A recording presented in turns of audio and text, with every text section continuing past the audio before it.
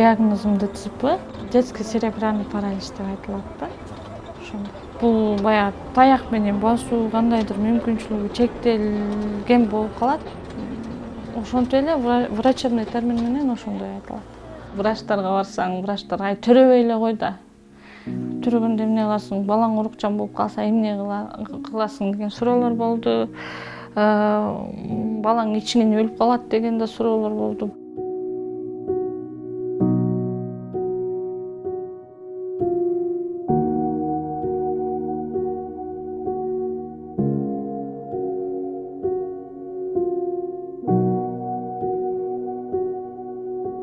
Мен деле окунуп бүткөндөн окуп болчумун деп окунуп бүттүм, иштейт болчумун деп жүрдүм, бирок көп жерге мүмкүнчүлүгү чектелген адамдарды жумушка ала бербейт. Мурда жөн эле айтып кетирүүчү да, эми силер иштей албайсыңар депчи. Азыр конвенция бар үчүн баягы үстүртөн айтып кетиришет да.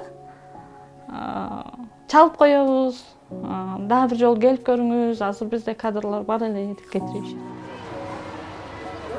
Банктарга барсаң доходуң жетпейт деп кетиришет. Анан айла жок калып каласың. Банкка барганда жок дегенде эле доходун сурайт да, канча деп. Анан көп банктарда мүмкүнчүлүгү чектелген адамдарга бере бербейт. Себеби ушул кишинин ден соолугу болбогон үчүн көп банктар рисковать эткиси келбейт да. Мен көп банктарга баргам.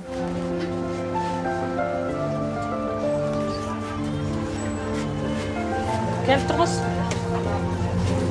Bundan da eski kalay budka var болчу, ошо калай будка менен ичине суу кирип, аркы берип болуп 2 жыл иштеп жүрдүм. Иштегенден мурда Билайында Кыдыров Адилет деген жигит бар болчу, байке. Ошол байке ачканга жардам берди да. Колдоп берип, банча-мынчаларын көрсөтүп берип, начальный баштаптырсың, акчаң жок экен, мен сага 3000 сом салып берем, ошону иштетип, өзүң акча топтогондон кийин кайра мага бересиң деп ачып берди. Анан ачып бергенден кийин ушинтип иштеп баштадык. Бул будканы мен 3 жылдан кийин жасаткам. Биринчи эле ушундай зыңкыйып туруп калган жок.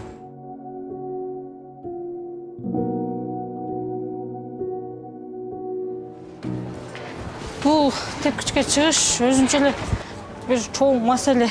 Бул чыккан еще эчтеке эмес, ылдый түшүү дагы аябай чоң маселе болот. Бул жака, например, башка мүмкүнчүлүгү чектелген адамдар тепкичтен чыгып кире албайт.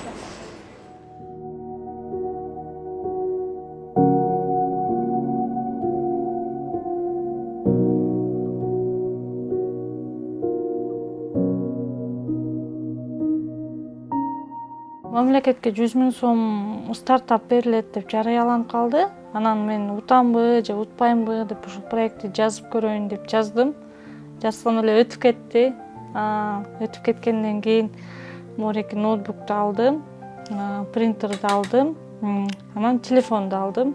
Бул телефон менен мындай загрузка кылып иштейсиң да, телефондон телефонго бирдик салып иштегенге аябай ыңгайлуу. Бул ноутбук менен принтерди үйгө коюп коюп, педфактын студенттери келип реферат, ушундай нерселер жасап бергиле десе, алар заранее айтышат, мен ушинтип бул ноутбуктан чыгарып берип, анан эртеси күнү алып барып берем, алар алып кетишет да. Ошентип иштейм.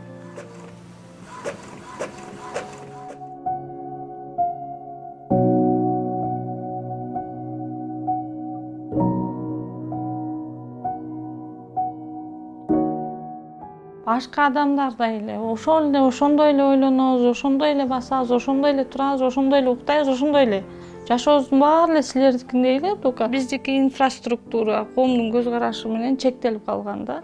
Эгер бизге кыргыздар шарт түзүп берсе, эң башкысы мектептен башталат да, ошол жака лифт салып берсе, балдар менен аралашса, анда ошол бала коомго аралашып, өзүн мындай кандай бир мындай полноценный сезип жашоого жашап кеткенге мүмкүнчүлүгү болот албетте.